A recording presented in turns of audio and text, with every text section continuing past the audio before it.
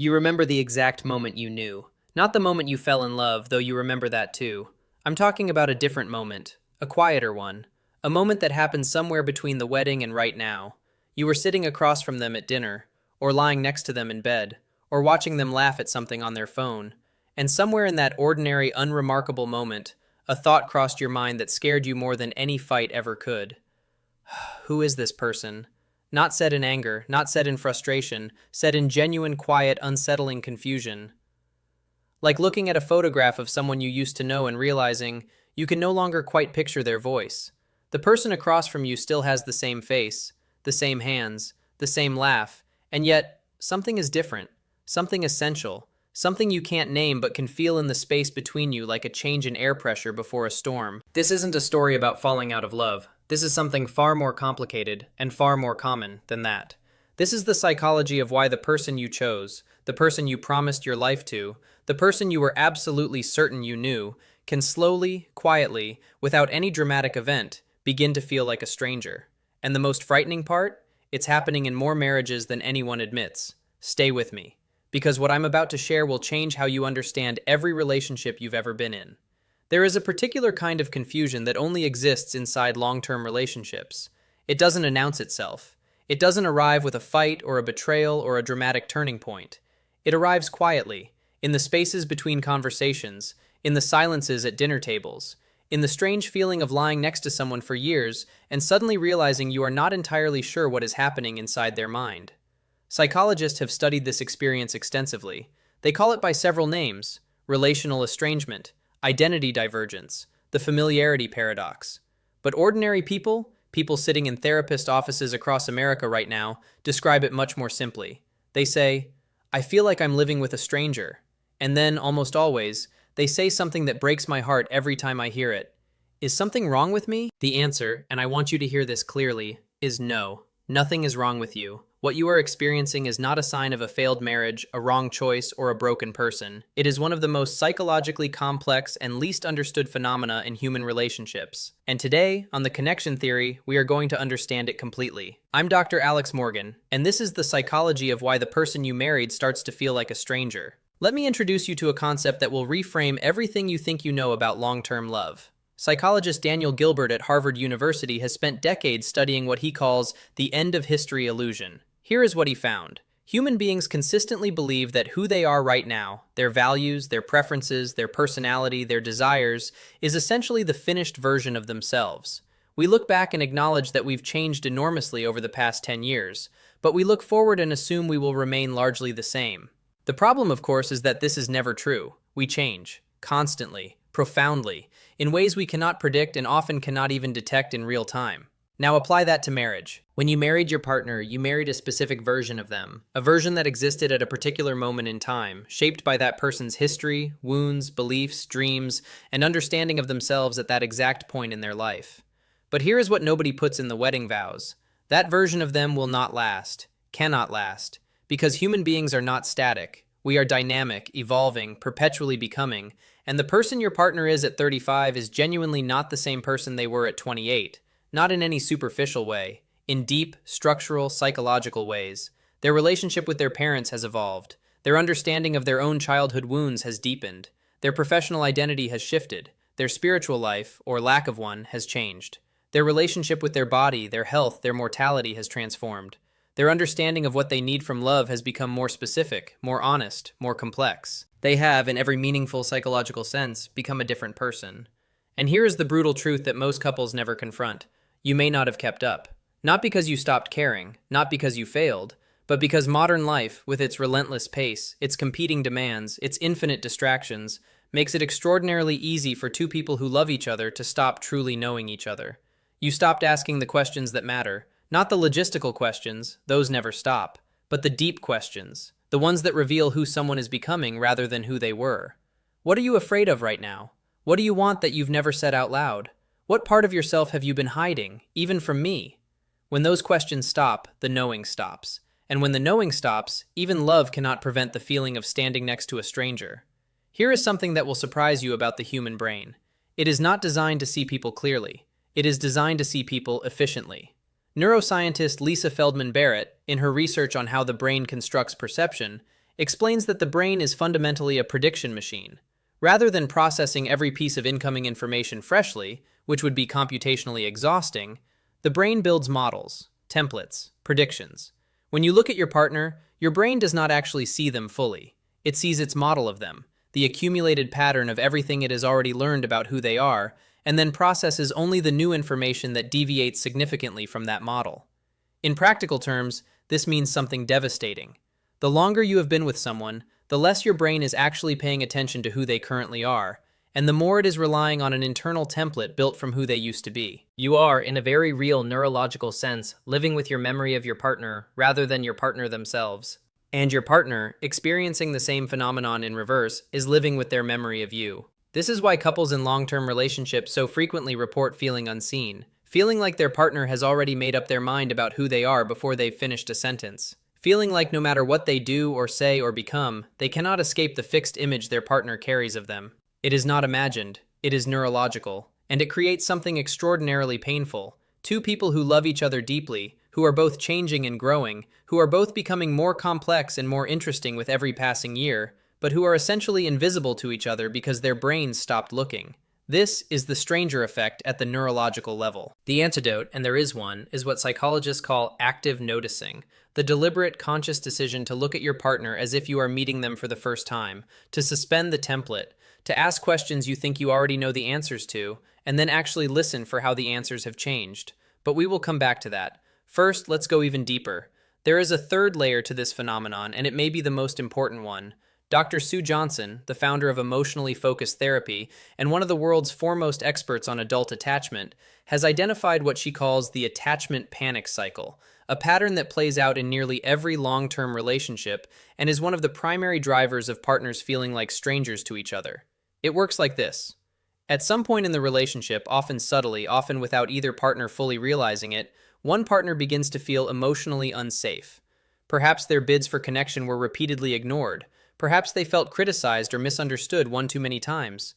Perhaps life circumstances, grief, stress, illness, career pressure created an emotional wall they never fully dismantled. So they begin to withdraw. Not dramatically, not with a declaration, just quietly, pulling a small piece of themselves back, protecting it. Their partner feels this withdrawal even if they can't name it, and they respond. Some partners respond by pursuing, reaching for connection more urgently, sometimes in ways that feel demanding or critical. Others respond by withdrawing in return, matching distance with distance, building their own protective wall. Either way, the result is the same. Both partners are now showing each other a partial version of themselves. And here is where the stranger feeling comes from. When you have been showing someone a partial version of yourself for years, and they have been showing you a partial version of themselves, you eventually realize, in a moment of quiet honesty, that the person you are most intimate with is actually someone you only partially know. The parts they guard, the fears they never voice, the dreams they stopped mentioning, the wounds they carry silently, the truest version of who they are becoming, those parts are hidden. And the absence of those parts is what creates the sense of a stranger. You are not wrong that something is missing. Something is missing. The question is not whether the distance is real. It is. The question is, why did it form, and how long ago did it start? In most cases, the answer is far earlier than either partner realized, and it formed not through malice or indifference, but through the very human, very understandable tendency to protect ourselves from the people who have the most power to hurt us, which is always the people we love most.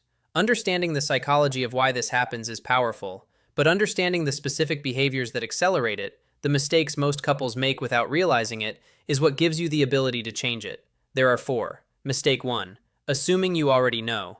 This is perhaps the most common and most damaging pattern in long-term relationships. The assumption that because you have known this person for years, you already know what they think, what they feel, what they want, and who they are. This assumption kills curiosity. And curiosity, genuine, open, interested curiosity about another human being, is the single most important ingredient in lasting intimacy. Couples who remain close over decades are not couples who know each other perfectly. They are couples who remain genuinely curious about each other, who continue to ask, to wonder, to be surprised, to discover. The moment you believe you have finished learning who your partner is, the connection begins to die, because your partner, like every human being, is never finished becoming. Mistake 2. Prioritizing comfort over connection. Long-term relationships naturally move toward comfort. This is not bad. Comfort, security, and predictability are genuine human needs. But comfort without connection becomes numbness, and numbness over time creates exactly the stranger feeling we've been describing. The mistake couples make is allowing the pursuit of a comfortable life together to gradually displace the pursuit of a connected life together. They build a beautiful shared existence, a home, a routine, a family, a social life, and then discover, somewhere inside that beautiful existence, that they no longer truly know the person they built it with. Mistake 3. Communicating about life instead of about each other. Most couples talk constantly about schedules, children, finances, plans, problems, logistics. What they stop talking about, often without noticing, is each other. Not the surface each other, the deep each other, the inner life, the evolving self, the hopes that have shifted, the fears that have grown, the quiet, private experience of being alive in this particular body at this particular moment in time. When all conversation becomes logistical, the relationship becomes a partnership, functional, efficient, cooperative, but no longer truly intimate. And intimacy, at its core, is the experience of being known, of having your inner life witnessed and held by another person. Without it, even a loving, functional relationship begins to feel hollow. Mistake 4. Misreading distance as incompatibility. This is the mistake that ends marriages that could have been saved. When couples begin to feel like strangers, they often interpret that feeling as evidence of fundamental incompatibility. They think, we've grown apart, we want different things, we are different people now. This is a sign that we were wrong for each other. But this interpretation, while understandable, is almost always incorrect. Growing apart is not evidence of incompatibility, it is evidence of disconnection. And disconnection, unlike incompatibility, is not permanent. It is not evidence of a wrong choice. It is evidence of a relationship that has been running on autopilot for too long. The feeling of a stranger is not a verdict. It is a symptom, and symptoms can be treated. We need to talk about something that the previous generations of couples didn't have to navigate, and that is making the stranger effect more common and more severe than at any point in human history. We are living in the age of the parallel digital life. Every person in a modern relationship is living two lives simultaneously. There is the shared life, the one both partners can see, and then there is the digital life, the one that exists on the screen they carry everywhere, the one that contains thoughts they haven't shared, connections they haven't mentioned, content that is shaping their worldview in ways their partner may know nothing about. This is not about anything nefarious. It is simply the reality of modern existence. Your partner is spending hours every week consuming content, podcasts, social media, news, videos, communities that is influencing who they are becoming. And if they are not sharing that influence with you, if those experiences are not making their way into your conversations, then a significant portion of who they are developing into is invisible to you. Add to this the phenomenon of digital emotional outsourcing, the tendency to process feelings, seek validation, and find connection through digital means rather than with a partner, and you have a recipe for two people who share a home but inhabit almost entirely separate inner worlds. Therapist Esther Perel has written extensively about this. She argues that modern couples are more isolated from each other than at any point in recent history, not despite the constant connectivity of modern life, but because of it. The infinite availability of stimulation, distraction, and pseudo-connection outside the relationship has made it easier than ever to avoid the deeper, more demanding, more vulnerable work of truly connecting with a partner. And the result, felt in couples therapist offices from New York to Los Angeles, is the stranger effect at scale. I want to take you somewhere most relationship content doesn't go, because I think there is a layer beneath all of this psychology, beneath the neuroscience and the attachment theory and the communication breakdowns, that is the deepest truth about why partners feel like strangers. And it is this. You may have married someone you never fully knew, not because you were careless, not because you were naive, but because at the time you made that choice, neither of you fully knew yourselves. We bring to marriage the selves we have constructed by early adulthood, selves shaped by family systems, childhood wounds, cultural expectations, formative experiences, and the particular story we have learned to tell about who we are and what we deserve. But those selves are, in many ways, incomplete. They are the selves we built to survive, to belong, to function, not necessarily the selves we would build if we had full access to our own inner world. And then life happens, and the self that was constructed to survive begins, slowly, painfully, beautifully, to evolve into the self that wants to live, to be seen fully, to stop performing, to stop hiding, to stop editing. And sometimes, not always, but sometimes, the partner who made sense to the surviving self no longer makes the same kind of sense to the emerging self. This is the deepest version of the stranger effect, and it is not a failure, it is not a mistake. It is the inevitable consequence of two human beings doing the most human thing possible, growing. The question, the only question that matters, is whether you will grow toward each other or away. And that is not determined by fate or chemistry or compatibility scores. It is determined by one thing: choice. The daily, unglamorous, deeply loving choice to stay curious, to stay honest, to stay present, to keep introducing yourself to the person across from you, not the person you remember them being, but the person they are becoming right now. To say, in whatever way is true for you, I don't fully know you yet, and I want to. Let me leave you with something that I hope you will carry out of this episode and into your relationship. The stranger you feel across from you, the person who seems somehow different from the one you married, the one you can no longer fully read, the one who surprises you in ways that sometimes feel uncomfortable, that stranger is not a problem. That stranger is a person, a full, complex, evolving, surprising human being who has been living inside the same constraints of time and distraction and fear and habit that you have, who has been growing and changing and becoming, quietly, privately, often invisibly, for every year of the relationship. And here is what the research tells us with remarkable consistency. The couples who survive the stranger effect, who come out the other side of that unsettling distance with something deeper and more real than what they started with, are not the couples who are more compatible, or more similar, or more lucky. They are the couples who got curious instead of scared, who said when they felt the distance, "Tell me who you are now, I want to know." Who treated the stranger across from them not as evidence of failure, but as an invitation to fall in love again, not with who their partner was, but with who their partner is becoming. That invitation is available to you right now. The only question is whether you will accept it. I'm Dr. Alex Morgan. This has been The Connection Theory. If this episode reached something in you, share it with someone who needs to hear it. Subscribe if you haven't already, and I'll see you in the next one.